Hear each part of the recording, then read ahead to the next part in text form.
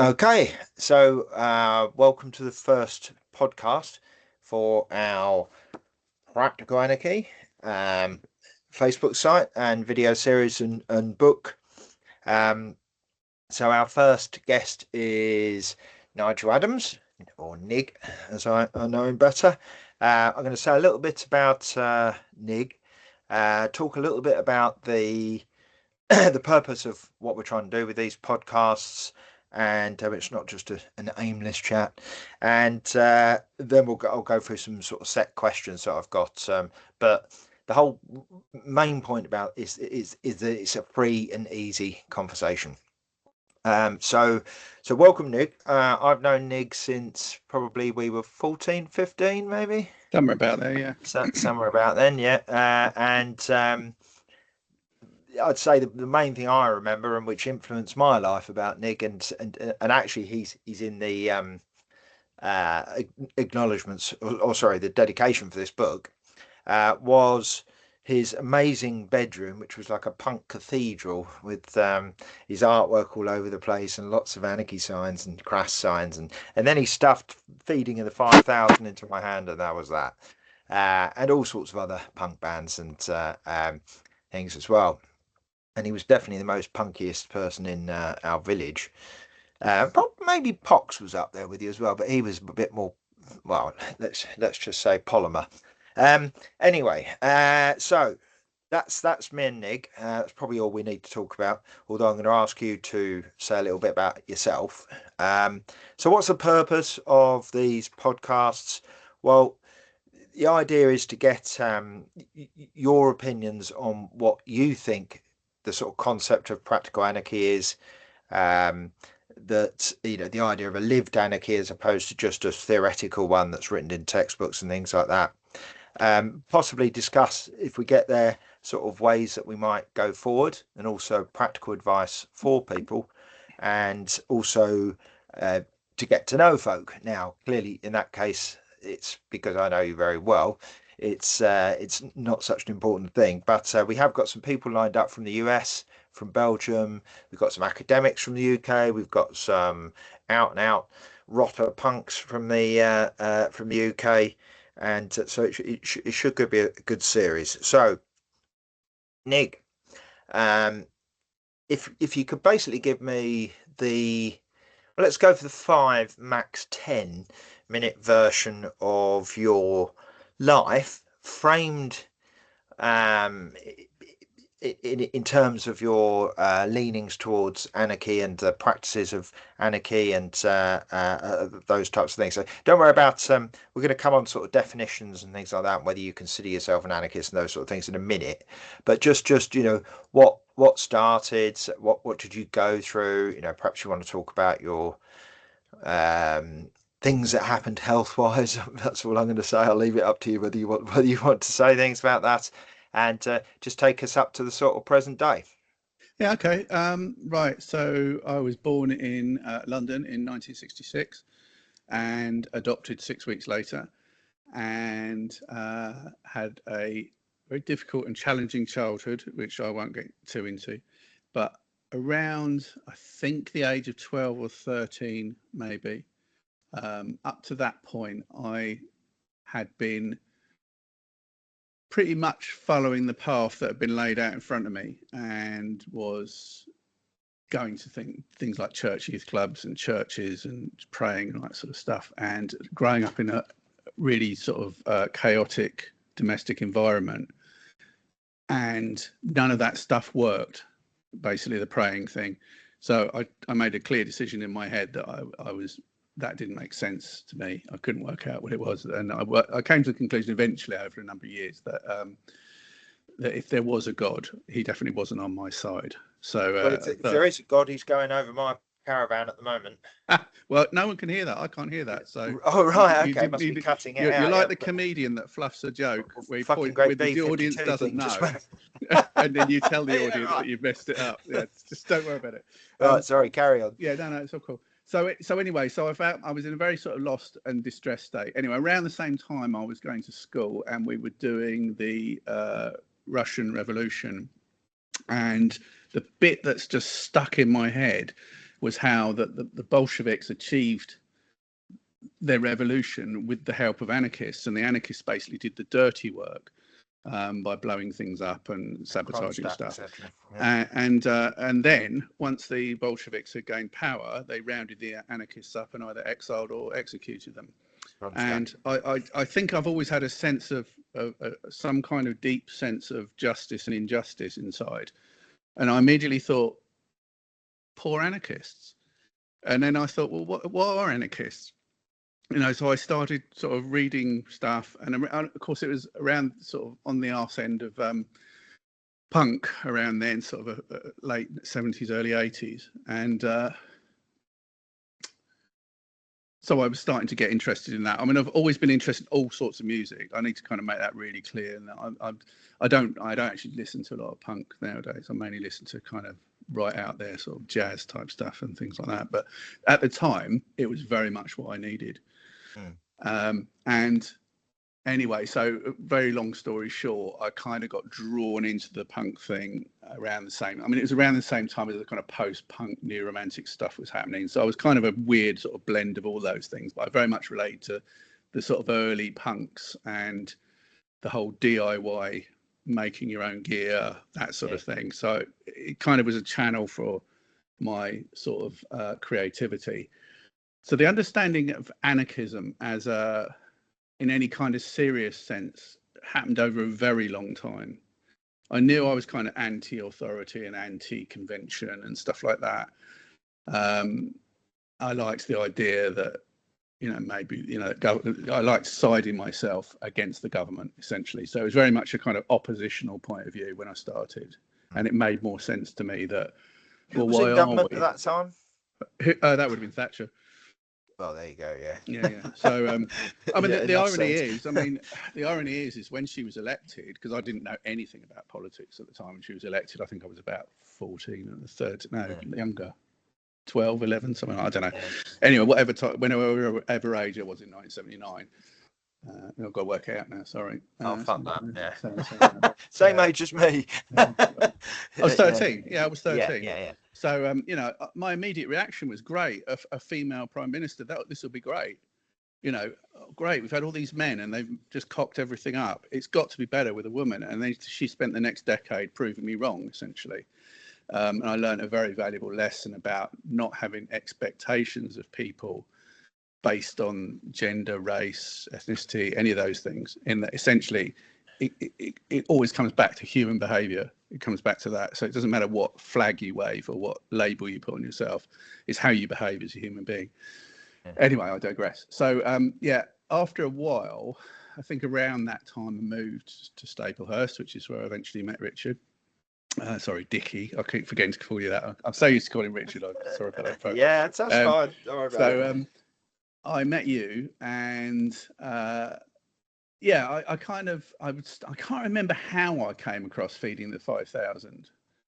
I just saw that, and it just looked. I think it looked so different. It did, and I just thought, what is this? And it was like Pay No More. Then it had this really low price. Yeah, I'm fantastic. Like, what? Yeah.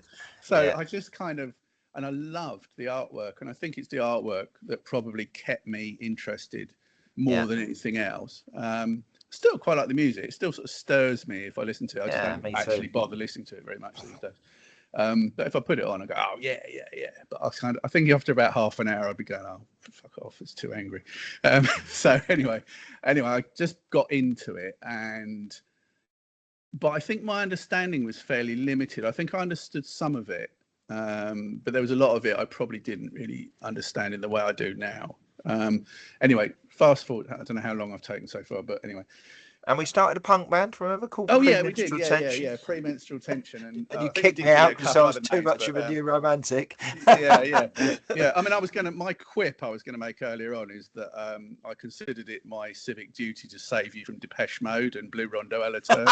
So that's why I brainwashed you into anarchism. Yeah, I remember. But I mean, the irony is looking back on it, I love all that. I love all that stuff now. Yeah, sure. And yet at the time, when I was a teenager, I was incredibly narrow-minded in a weird sort of way. Yeah. In that I was totally into punk and I didn't want to know about anything else. And lots of people around me kind of had to they all kind of worked. It was like an intervention, as the Americans call it now. Loads of people trying to kind of get me to listen to other things. Yeah. And the interesting thing is it did all go in. This is how I am. The elephant in the room, I'm autistic. I didn't know that then. And probably a load of other fancy labels, but who cares, you know? Yeah. But it does explain the landscape of how I was as a person then and how I am now. And so I've always had this capacity to sort of work things out, to work out a system for things, or to work out the structure of things.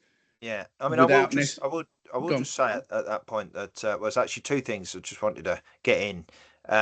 First of all, you mentioned about the sort of new romantic and the punk thing. Actually, I mean, it's interesting you should say that because they were nothing like each other, but both DIY in that respect. And then the second thing is, of course, the point you were just making. I don't know how much you want to go into that. The autism thing, because I know. You know, if I say it now, just in case you don't say it, you know, that you literally had to fight through an MP to get an autism test. And it was not quite like that. I mean, I did. I mean, can I come back to that in a minute? Yeah, sure. I mean, one thing I would sort of say about that is the new romantics, as they were called then, the futurists and whatever. Blitz kids, I call them. Yeah, Blitz kids, wherever they were, they came out of punk. I mean, there's no divorcing that. Yeah. But what they also did was they created a link back to people like Bowie. And to me, he was almost a bridge, wasn't he, between the two? I mean, hand on heart, Bowie's probably the biggest influence on my life. Even regardless of anything else I've listened to, him as an artist and as a person affected my worldview more profoundly. But at the time of punk, everything was like, fat punk, fat Bowie, fat Pink Floyd, all this sort of thing, you know, which is an outrage statement. You ask those people now, they'll all say, "Oh yeah, I went to see Bowie." You know, of course. You know, all that sort of thing. But the whole point was it was to assault the media and to assault the mediocrity of life in the 70s, basically. Yeah. And the bloatedness of it all. Now I have totally gone off beam. Yeah, go on. Okay, well let's so the punk thing. Let's leave home. Yeah. And so like basically, so went through all sorts of stuff and not knowing I was autistic and just doing my best, and I could be quite a volatile as you know. Pretty traumatized childhood as well. Pretty much. And you know, we had a period where we didn't speak for about 2 years over a misunderstanding that I had where I didn't understand something, basically. But we won't go into that too much, right? I'm going to get interrupted for a sec, but it's okay. That's all right. So yeah. Anyway, so by the time I reached my end of my teens, I was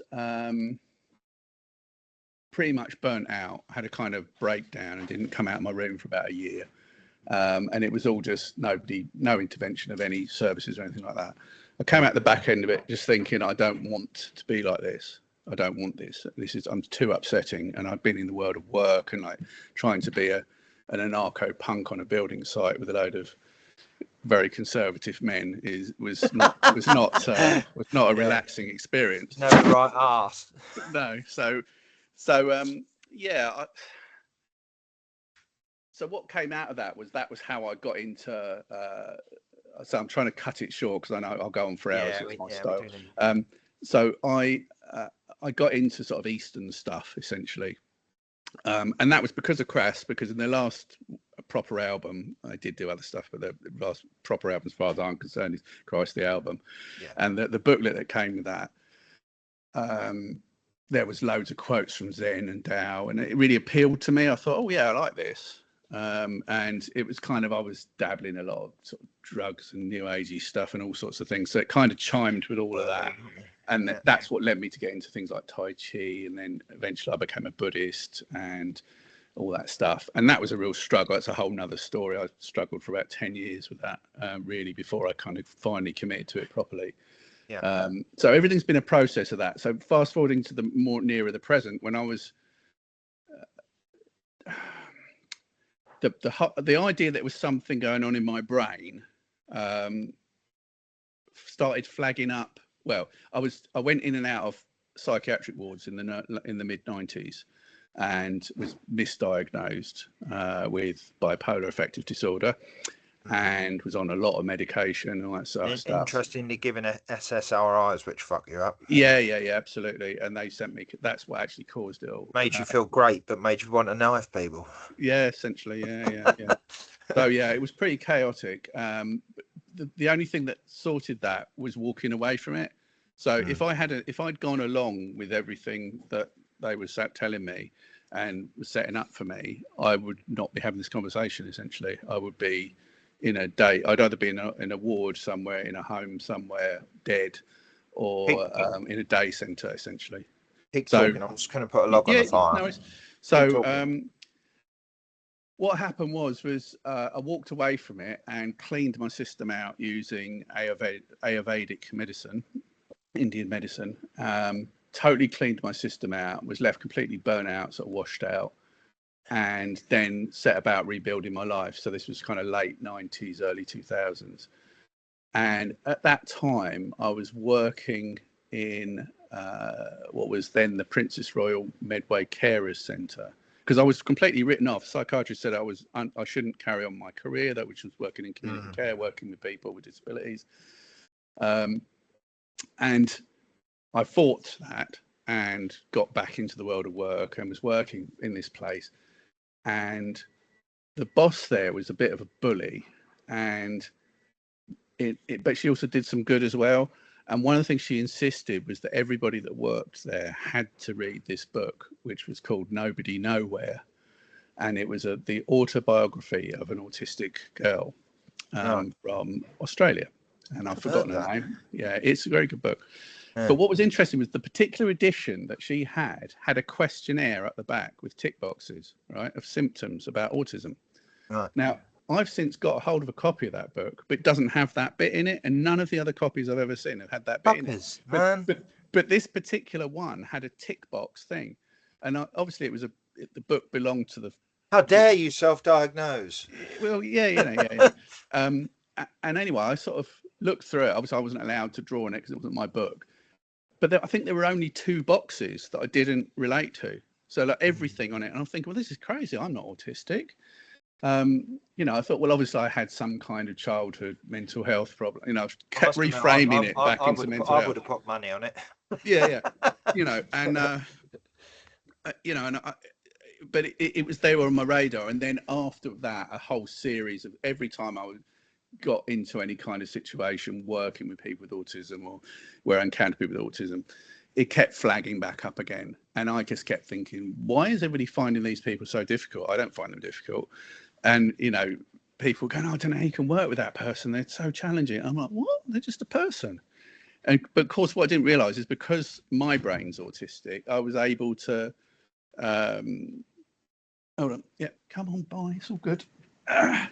So, because my brain's autistic, I was able to kind of just see them as people and work out what their particular system was and then work with that person.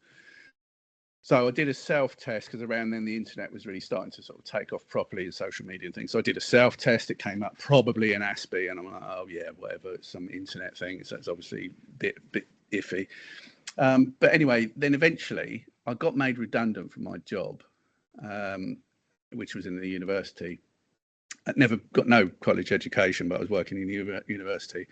And I got really anxious, and all this chain of events happened, and the whole mental health thing started flagging up again.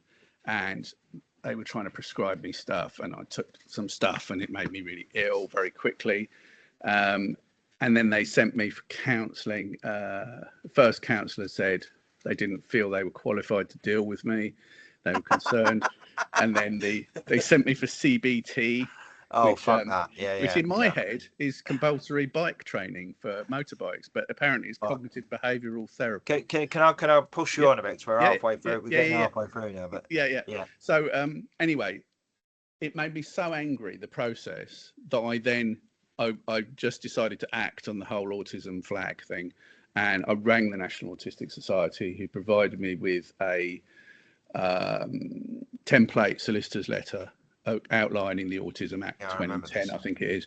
Sent it to because my surgery had said no, and I kept asking. They said no, and I basically threatened to sue them, and then they put me What forward, kind of and I was surgery immediately refused to give you a fucking medical test? money. It's just Short answer, money. blows your mind. So anyway, they caved in, and I was immediately diagnosed as having, I hate this term, but high functioning autistic, whatever, some form of Asperger's, PDA, whatever.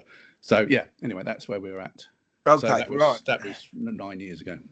All right. So I'm going to start with the sort of I remember it going on. I remember being horrified. Some of the stories I was hearing, but so okay. So I think we've sort of covered where your first contact was with sort of anarchy and stuff. So okay, put you on the spot. What's your definition of anarchy? 2 sentences max. Literal definition is no government.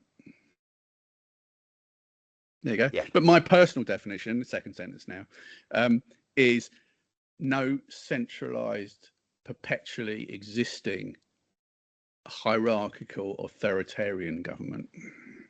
Yeah, maybe a better way to put, or another way, sorry, to put perpetually existing would be constantly under you have to justify that position. Yeah. If you see what I mean, yeah. But anything perpetual has to, because it goes against the nature of reality. Yeah, sure. It's amazing how many people think that anarchy, and if you look at the dictionary definitions, which are all in this fantastic book, if you look at the dictionary definitions, they all say that it basically means no rules. And of course, we know it doesn't mean no rules at all. It means no rulers. And the two things are completely different. So I think, yeah, the important thing is where the rules are coming from. Yeah. And I mean, a system of organization. I mean, the opposite, it's not, I don't know what the word for organization, it's not unorganized thing. It's not that, is it? It's anarchism. Archy just means a ruling system. Yeah. Yeah. So, rules, you have to have some rules. Otherwise, everybody just does whatever. Absolutely. Which are agreed with democratic principles. Yeah, that's right. Yeah. You sort them out amongst yourselves. What you will and won't do.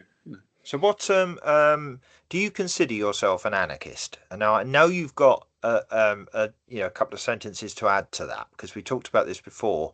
But so when I say you've got things to add to that, just in case you don't know what I'm talking about, I mean, because the dogma that's crept into anarchism means you've almost disassociated yourself a little bit.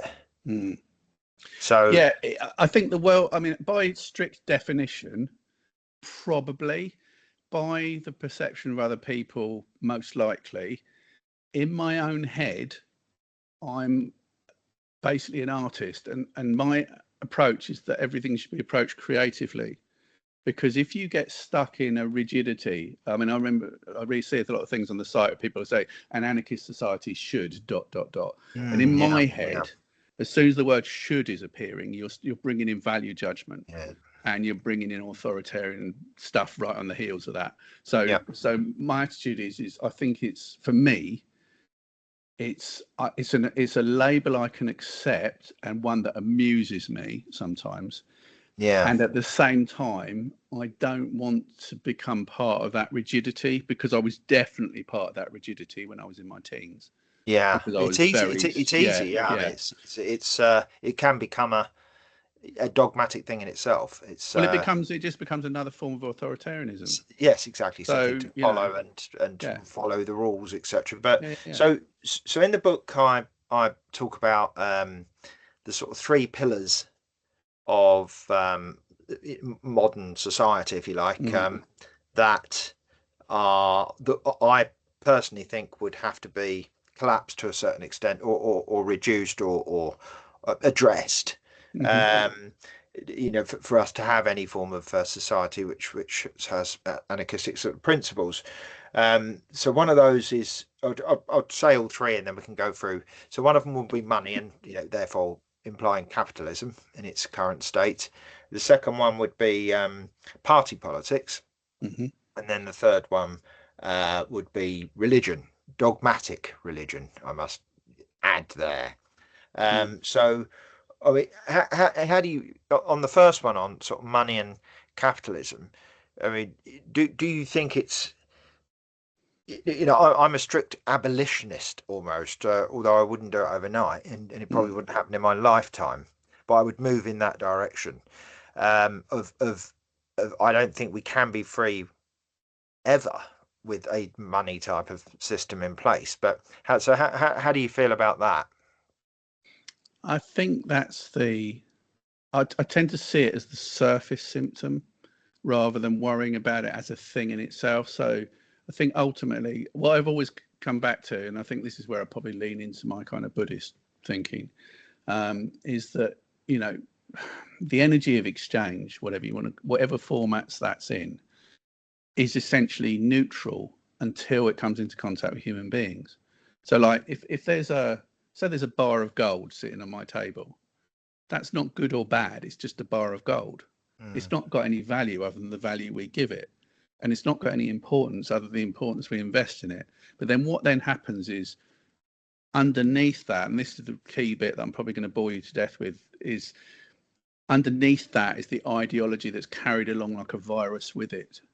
So that the surface symptom, I don't think that's the important thing. I can see why you think the thing you think, and I don't disagree with it actually.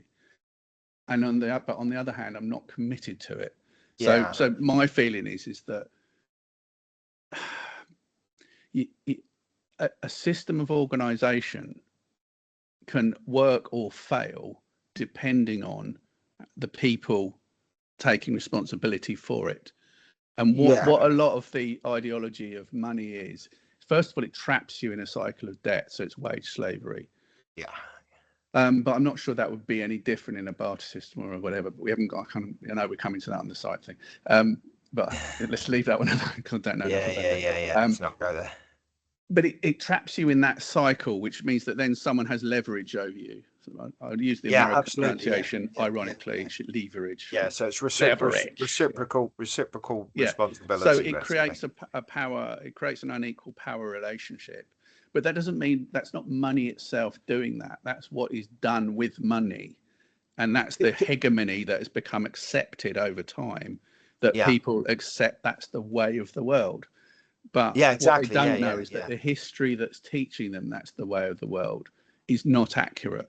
No, Yeah. and it's full of propaganda, etc., Yeah, that's what I etc. mean. Yeah. It's propaganda. Could So you it always just comes move back your to language. camera? Can you just move Yeah, to sorry. left Yeah, or yeah. to Right. I'll right? tell you what, I'll move it around Much there. better. Yeah. There That's you go. better because you had a quite a spectacular Yeah, but I optical quite effect liked going that. on. You've Yeah, spoilt I it did. now. I just couldn't Yeah. see fuck all apart from that. I know. Yeah. Yeah. Well, you should have just turned it on when you start talking about the religious bit. Yeah, Um. yeah, yeah, All right. Okay. So that's money. yeah. What about party politics? So the idea that we have this cycle where we elect our rulers on Mm, on a fixed temporal basis, a fixed time period, 4 years, 5 years, whatever, and therefore you've done your duty, and you can sort of wash your hands of your responsibility. Although, when it comes down to it, it was your fault for voting them for them, etc. So, how do you feel about sort of party well, politics, I would say etc.? it's your fault for trusting them. I think that okay. I'm trying to think what angle to come at this from, really. Uh, Yeah, if I'll yeah, throw an interesting one that someone said to yeah, me. I won't name any names, but someone said to me once on a sort of punky forum. Can't remember exactly what it was. yeah, Anarchists don't vote. I thought, yeah, what are you talking about? Of yeah, course they fucking vote. How on earth would you decide anything yeah. between more than one person? You see, I think Uh, as it's soon as not nothing something, to do with voting. yeah, It's the idea that you vote in mm, something which then distances you mm, from a leadership class. mm. I don't like party politics. It's probably the shortest answer. Um, but I don't like tribalism in general. Mm. So I struggle with tribal identity, group identity, what they call it, group think. Is that one of the words we use now? Yeah, I yeah, struggle with that, where you're handing over a level of trust Yeah. because you belong to a particular group. You're just trusting that the person who's found themselves at the top or in the front of that group Yeah. will 100% align with you, which of course they won't. So Yeah. the I think it was voting thing, Chomsky who said, what was it? The burden of not responsibility, the burden to show that you can do what is required is on the person that is doing that, and not the people that vote that person in. Yeah. Well, it becomes a game, and I think it's a filthy game. And I keep sort of losing my track. I know there's something I want to say about this, and I'm trying. This is my brain. This is what happens. Yeah. You're actually doing remarkably well. Well, I come across that. That's called autistic masking. Inside my brain is just like a big plate of scrambled eggs, and I'm just picking bits up on a fork and throwing it out there, and it goes through some kind of filter that turns it into words. I think just in the interest of time, let's move on to. Well, can I just say one more thing about the politics thing? Sure. I vote in elections. Sometimes that's me writing "fuck off" on the polling slip. Sometimes it's me picking something that appeals to me personally, and sometimes it's me being actually tactical because I live in a system. So I don't have any particular issue with that. Churchill famously said that democracy was the least worst option. I disagree with him on that. I think it needs to change. But the other alternative maybe people don't consider, I think a lot of people go, yeah, get rid of it. My attitude is we live in an age of technology. Why don't we just vote on stuff a lot more often and teach people in schools how to take responsibility for their lives? Yeah. So I'm not anti-voting per se. I think no. Well, I mean, I've never voted for a party, but I've voted many times at a squat meeting for who's going to clean the fucking toilets or whatever. Yeah, well, exactly. And the answer was nobody. Right, yeah. Or that person who doesn't get round to it, the one that's crashed out on the floor. So religion. I think probably what we can do in the time is split it into. I know you're a fan of religion. That sounds a bit odd, but you've got obviously the good things to say about religion. And there are the bad things as well. So do you want to just try and split those two up? Yeah, I mean, I think personal belief. I think belief in something beyond the material, even if it's deluded. I know from a psychological point of view, it's healthy to have some kind of belief system about life, even if that's profound atheism. Because I did a study way back into bereavement and loss, and science. All science. And I consider science definitely to be a belief system, which would probably, I think it's a belief in the method of empirical analysis. Yeah, long debate to be had, but we won't have it now. Yeah, of course. So, but what I understand for human beings, in order for us to survive with this cerebral cortex thing that we have. We have to find some way to streamline it, and having some kind of belief about life and death, whatever that is, so long as we're committed to it or fairly certain about it, even I suppose I won't go there. That makes us function better in terms of dealing with the stuff that goes on in life, like death and bereavement and falling in love and out of love and suffering diseases and seeing injustice, all those things. We have to survive, so I don't see any problem with that. My personal, although I formally joined the Soka Gakkai International in 1988, which is a Buddhist Nichiren. Yeah, that's the lay organisation of the Nichiren Buddhism that I belong to. I joined it at the time I joined it. I wasn't 100% sure. But I went along with it because I trusted the people around me, and it took me 10 years. 3 of them, the last 3, not practicing, which is where I ended up in a psychiatric ward on and off.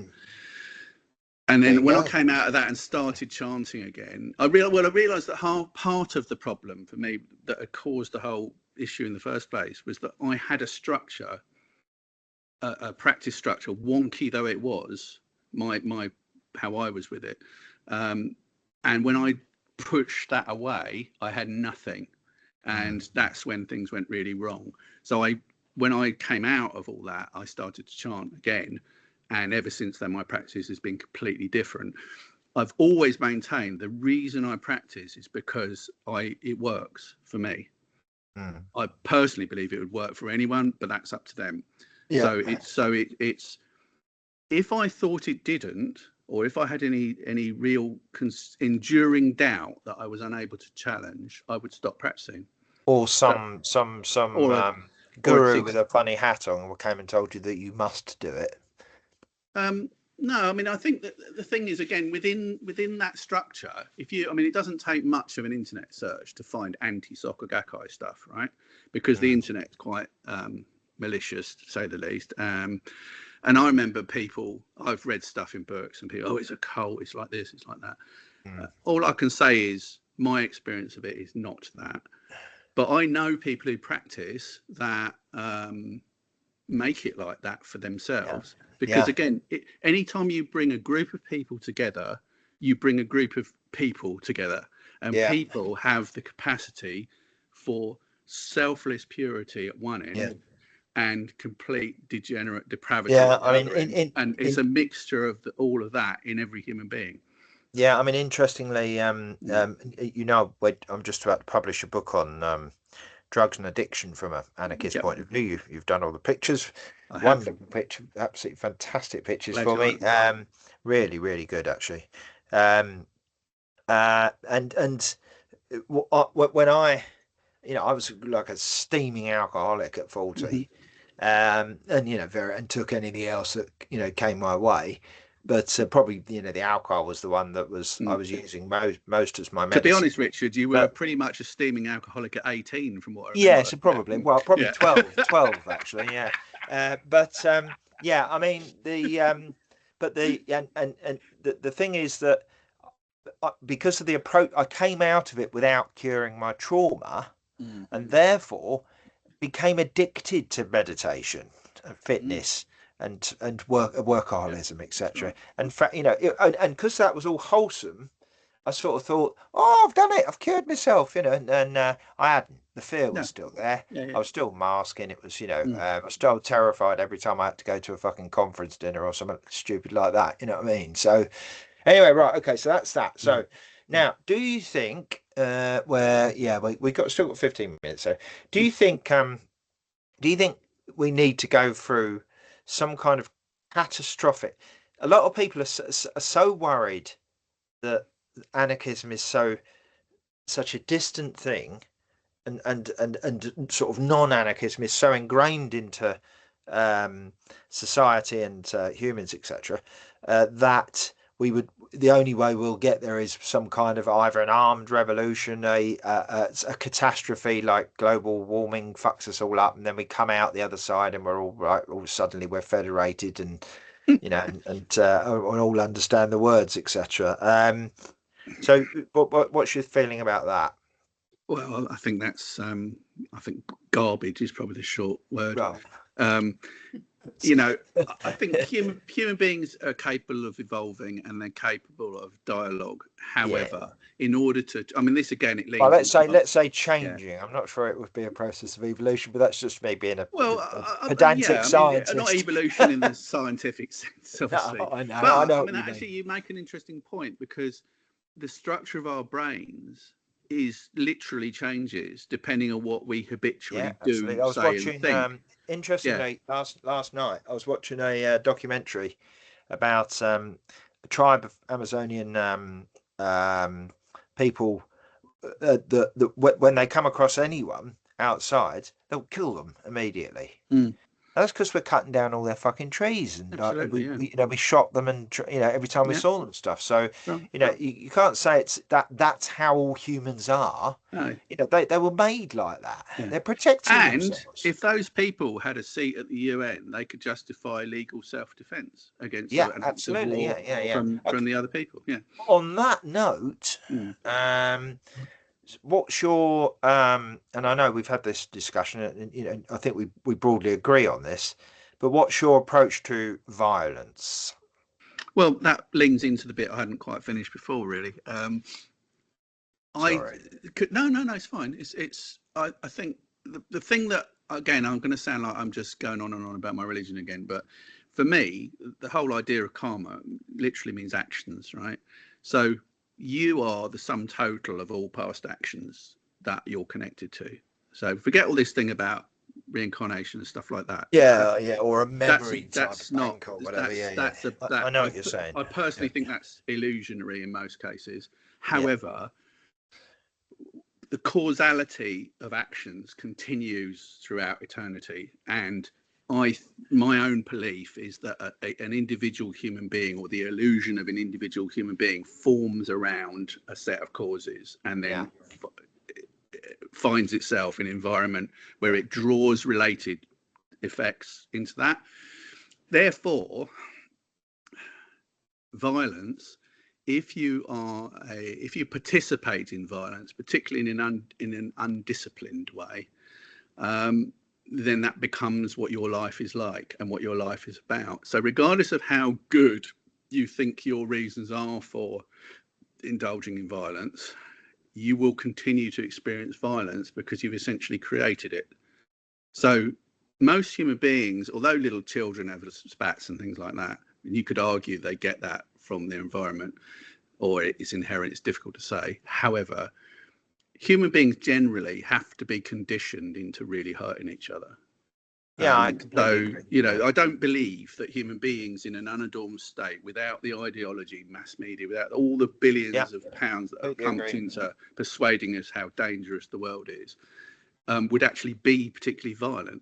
Now, you will get individuals within that who have whatever, I'm going to use a fancy term, aberrant psychology. But we can deal with that. Then those people have to be managed. But, you know, I would say, well, okay, give them a job in an abattoir. There you go. You know, whatever. We're not going there. We're not going there. I know you won't let me. I know. But, you know, do you know what I mean? There will be something they can do that they will satisfy that need, I mean, interestingly, or they go and live on an island with all the dodgy people. Some of the plasterers, etc., and some of the old the latest anthropological studies about sort of hunter-gatherer shows, people used to fucking laugh at them. Yeah, exactly. And I worked in a prison for a year. Push them to one side, sort of shame them out of it. You know, but stop I worked in a prison twat. for a year, right? I worked in a prison for a year. Yeah. And I think I was teaching them Tai Chi and meditation, believe it or not, and in the education block. And I must have dealt with approximately 100 inmates, right? And they're all young. They're all kind of 18 to 21-year-olds. This was actually in the Borstal, the original Borstal. It's not the same anymore, whatever. And I think it was which one was that? That was in Borstal. It's in Rochester. Oh, right, okay. Yeah. But it is on the thing. It's the Borstal Institution is written above the gates, and it is the the original Borstal. But it's not actually a Borstal. The Borstals were scrapped. There's no such thing anymore. But it was 18 to 21-year-old young men's prison. Young Offenders Institute. And anyway, I dealt with about 100 inmates during that time, and that meant I was spending 2.5 hours with those inmates, just talking with them and teaching them relaxation, meditation, reframing, bits of Tai Chi exercises, all sorts of stuff. In that whole time, I met 3 people out of that 100 who were genuinely nasty. All the rest of them were just stupid, unfortunate, or just showing damaged, damaged, naive, whatever. But there were 3 genuinely evil people I met during that, and one of which is sort of on the cusp. You know, but they were really warped, really damaged. Now, if that's the case, then even they have probably, if you look into their past, you're going to see, massive. Oh yeah, of course. I mean, somehow they got that way. I mean, definitely. But they were genuinely a risk to other people. Yeah, sure. You could see straight away they are going to reoffend. But what about but self-defense? Yep. Well, I mean, I train martial arts every day, and have done since my early 20s, late teens. On and off. I mean, I'm sometimes a bit undisciplined, but so sorry, what was the question again? Self-defense. What we were discussing, sort of violence and its place in a society. I think there's almost a polarity of that there's half your anarchists say, go and fucking smash the system, it's got to be Yeah, yeah, fucking smashed to pieces, then we can start yeah, again. yeah, And that's we've seen a few of those people who have every right to have that thought process, mm, and probably many reasons to have it. yeah, I've been on the end of a tantrum myself a few times, yeah. but um, and then there's the other ones that say, "Oh, complete no violence. We've got to do what Gandhi did and stuff like that, apart from the little girls, but whatever." So sorry, I shouldn't have put that And in. the racism. I'll have to edit While that you're bit digging out. dirt. Yeah, Yeah. yeah. um, No one's so, perfect. and I don't think it's that's Well, they're two that extremes, in aren't they? itself is the attempt to make anarchism something simple utopian, but it's not. It's not utopia, and it's complex. Well, I think the thing is, and maybe a sideways way of looking at this, right? I'm quite interested in a thing that people call postmodernism, right? It's a particular Mm. philosophy, but what it really should genuinely be described as is the postmodern critique, right? But it's an active process that has no existence other than in contrast to modernism, right? So if you take, like, say, Marx, for instance, Marx is very much a modernist, right? He had the idea, if you can analyze and you can create scientific solutions and you can embody it in this way and you can fix human suffering, forget God, religion, blah, blah, we can do this with science, right? And the postmodern critique is essentially can be boiled down to skepticism about that. Mm. But what's interesting is that people with language, and I think language is a key to most of this. I'd like to do another one of these about language, actually. Yeah, sure. Language distorts meaning. So you get what's called a nominalization. So when something is like, say, revolution, for instance, right? Yeah, There's a distinct difference between revolution as the sort of verbal active doing thing and revolution as what's called a nominalization, where it's become a fixed thing. So mm. when people create these things into a fixed thing, it becomes Yeah, an externalized solution to what yeah, is ultimately an internal problem, and right? becomes dogmatic. Yeah, you want a revolutionize your own life. If you Yeah, revolutionize your own life and then you continue to interact and exchange with people around you, they yeah, will see what you're doing. You will be proving the validity or the falseness of it by your behavior and your interactions. yeah. And then other people will get on board with that. And that's how you change it all. Okay, so Mm. we got about 5 minutes left. So Yeah. you've actually segued in there Mm. into what what what is the top thing? I was going to get you to do a list, but we in the interest of time, I'll just go for a top thing. But we will do another interview anyway.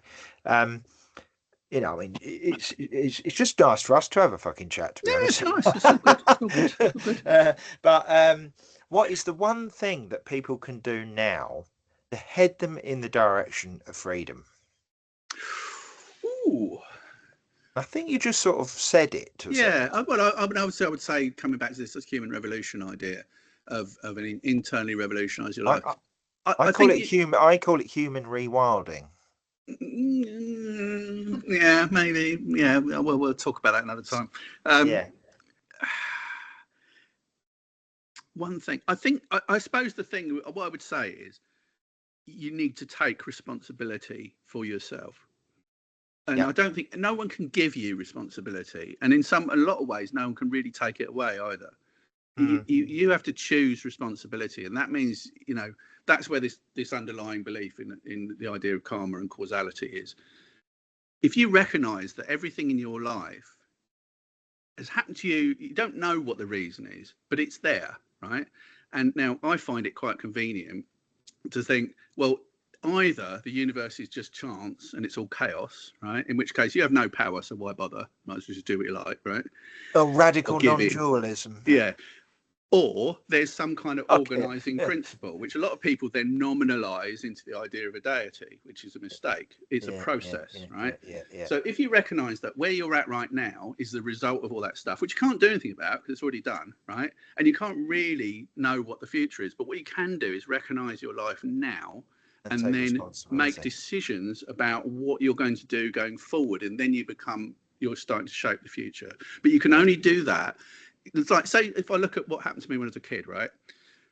I can blame those people all day long, but it doesn't get me anywhere. All that does is feed back into the same causes. If I go, right, this stuff happened, it's bad, they're responsible for it, but I'm responsible for me now, then I can do something about it. And that's how you overcome trauma. Most trauma is generational trauma anyway. So my parents were traumatized. Again, another Buddhist idea: 3 realms: the individual, the group, and the environment, the universe. So there's the individual experience, there's the group shared experience, country, tribe, whatever, and then there's the universal scientific, if you like, environment. It operates on those levels. All right. Okay. Great. So we've got two more questions. One of them can be yes or no if you want. No. There you go. Have you got any hope for humanity? Oh, I got it wrong. See, again, what is humanity? What is it? It's again, it's a nominalization, isn't it? Not hope for humanity. Have you? Do you think we're a lot of people at the moment, because of the stuff that's going on with Trump, which by the way is just a cyclic thing anyway. We go radical left, radical right, radical left, radical right. We've done it through. They're all dictators, aren't they? Yeah. I mean, fucking. The Romans, for example, we're no different. So we're not. It's not weird what's going on at the moment at all. Popularism happens. But if you combine that with global warming, people are sitting there watching the news all the time, and I'm going to do a session on that soon. And they just say everything's gone fucking wrong. But it's. But that's passivity. They're expressing the trained, ingrained, habitual passivity that we're all being taught to do, right? So the truth is there hope? 90% psychological. There's always hope, right? There's always hope. You have to work at hope. It's like peace and revolution, all these things. You have to work at it. And what we're trained to do is to not work at it. Yeah. I think you have to work at anarchy. It's hard. Of course. Every day. It's hard and it's complicated. You can lapse into authoritarianism. You can lapse into authoritarianism at the drop of a hat. Yeah, sure. And that's the same with everything, all these things. Last question. Go on. But yes, there's hope. It's good. Especially for the last question. So the next guest who comes on, give me a good question for them.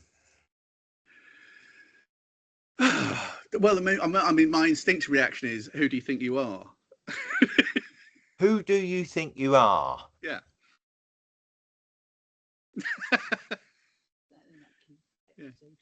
Well, no, you can say that in lots of different ways, can't you? Who do you think you are? Who the fuck do you think you fucking are? Who sang that? The Verucas. Who do you think you are? Yeah, okay. I'll ask that one. Right, Nig, we'll call it a day there because we're spot on the hour. A few seconds over, but that's fine.